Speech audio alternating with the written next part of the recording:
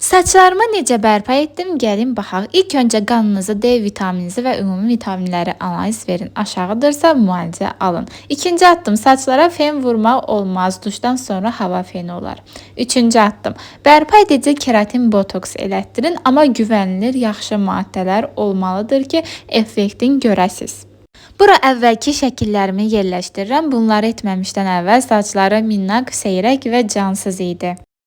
Dördüncü addım, sulfatsız şampun və saç kremi olmalıdır və masaj aləti olmalıdır ki, qan dövranını sürətləndirsin, yeni saçlar çıxartsın.